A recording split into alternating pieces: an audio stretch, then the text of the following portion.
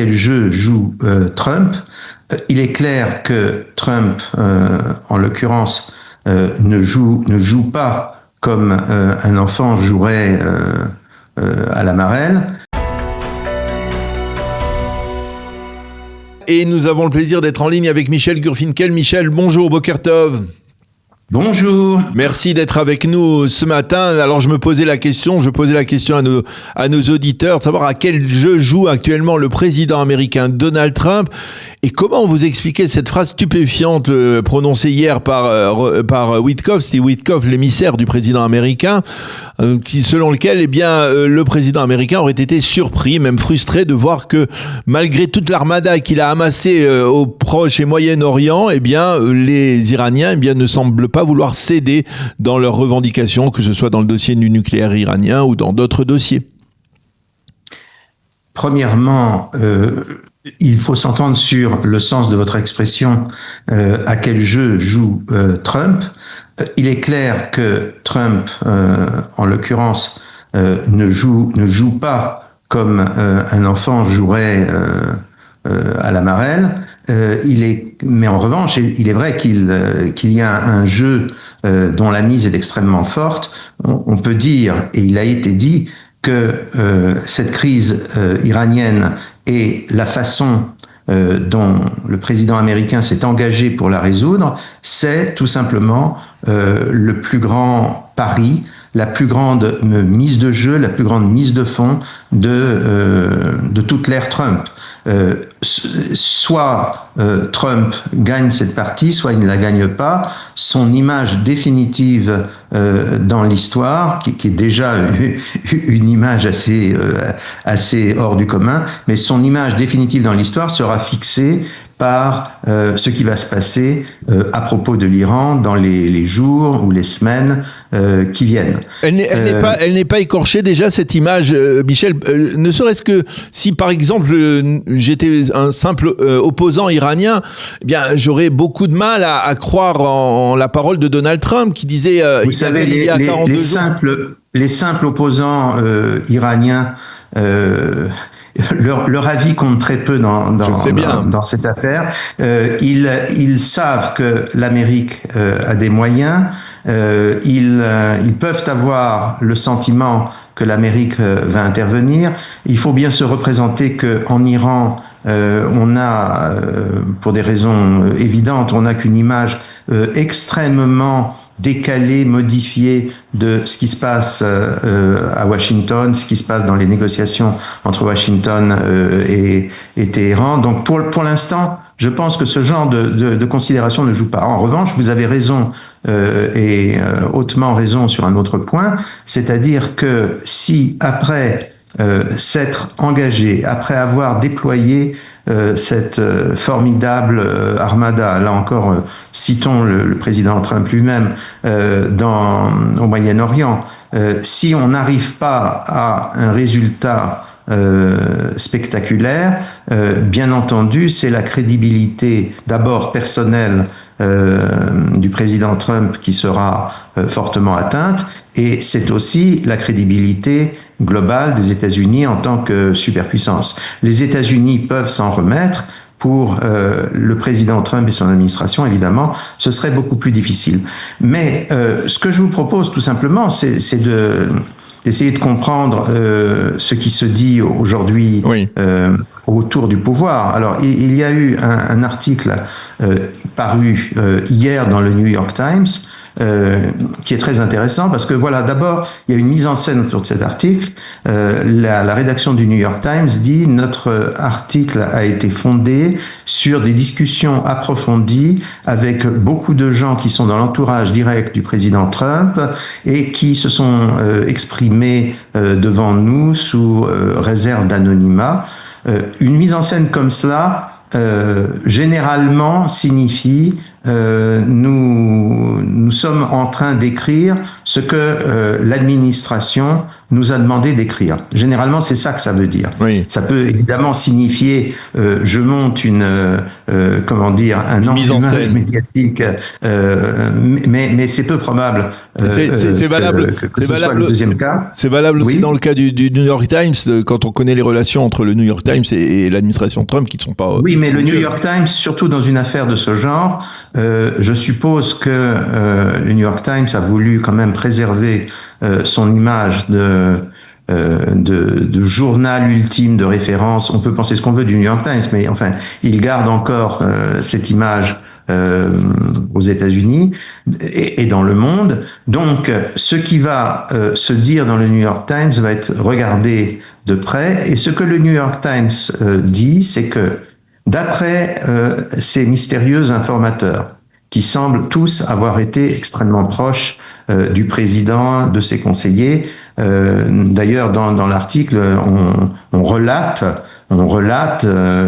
l'atmosphère des discussions qu'il y a autour du président sur les décisions à prendre sur l'Iran.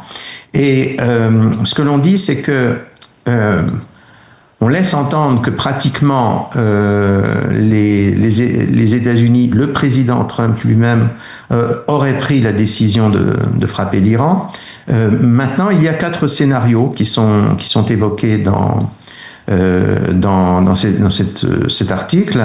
Le premier scénario, c'est que d'abord, il y a une idée générale qui est intéressante. Cet article dit que on s'achemine vers un processus en 2 étapes. C'est-à-dire qu'il y aurait, s'il y a affrontement armé, il y aurait une première frappe suivie un certain temps après par une deuxième frappe beaucoup plus puissante contre l'Iran. C'est un détail concret, je dirais presque matériel, qui peut avoir une certaine importance dans le contexte actuel. Mais il parle de 2 frappes, mais avec un espace de plusieurs mois même. C'est-à-dire que une première frappe limitée pour essayer de ramener les Iraniens à baisser, on va dire, rabaisser leurs exigences dans les négociations. Et si ça ne marche pas, eh bien, dans quelques semaines, voire quelques mois plus tard, alors une opération beaucoup plus massive. C'est de ça dont il est question, n'est-ce pas ? Il semble, d'après la manière dont, encore une fois, les journalistes du New York Times s'expriment, il semble que, d'abord, l'écart n'est pas nécessairement aussi étendu entre les 2 opérations, et il semble que l'idée qu'il y aura nécessairement 2 opérations semblerait sous-tendre désormais les décisions à la Maison-Blanche. Alors, il y a plusieurs scénarios. Il y a un scénario selon lequel une attaque américaine, qui peut être la première frappe que nous évoquons, pourrait se produire dès jeudi ou dès le week-end. Pourquoi dès jeudi et dès le week-end ? Parce que jeudi est le jour où, en principe, les émissaires américains, donc il s'agit de Witkoff et de Jared Kushner, devraient à nouveau rencontrer les Iraniens et obtenir une réponse à ce qui est en fait un ultimatum américain. Si la réponse n'est pas satisfaisante aux yeux des Américains, dit toujours le New York Times, donc il y a de fortes chances que une première frappe ait lieu immédiatement après. Ensuite, il y a d'autres scénarios, y compris un scénario qui est considéré comme le moins bon de tous les scénarios, c'est-à-dire une prolongation pendant des mois du blocus de l'Iran et du siège militaire de l'Iran pour un très grand nombre de raisons, y compris d'ailleurs des raisons liées à la politique intérieure américaine, puisqu'on s'approchera de plus en plus des élections de la mi-mandat qui auront lieu en novembre prochain. C'est la moins bonne de toutes les options. Entre ces 2 options, l'option immédiate et l'option à très long terme, il y a d'autres options qu'analyse également le New York Times. Alors je voudrais revenir avoir votre appréciation sur un point important, parce que on comprend, il y a beaucoup de tensions dans l'entourage du président américain, et il y a des conseillers qui lui donnent des avis, on va dire, divergents, assez nettement divergents. On en a parlé, je crois même avec vous précédemment. à savoir, on parle on va dire de l'axe Kouchner-Witkoff, qui est plus proche, on va dire, de l'Arabie Saoudite, qui d'ailleurs apparemment a changé son fusil d'épaule et serait favorable à l'élimination du régime. Ce sont les dernières informations de la nuit dernière.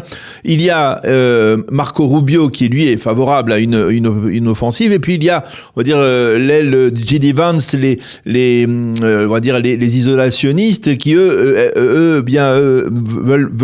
ne veulent surtout pas d'opération pour l'instant, justement parce que cela pourrait porter tort au Parti républicain en perspective des midterms.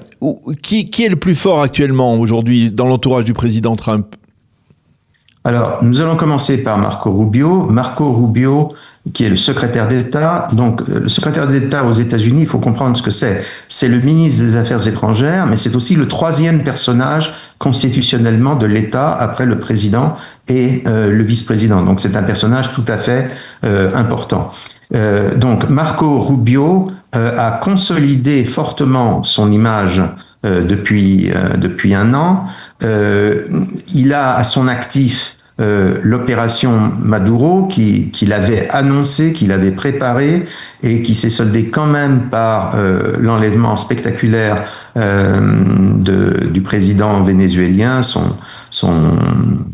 comment dirais-je, son transfert aux États-Unis pour être déféré à la justice américaine. Il a la confiance d'une partie très importante, disons, des membres de la communauté stratégique militaire et stratégique aux États-Unis. Il est certain que pour Marco Rubio, il est vital de gagner,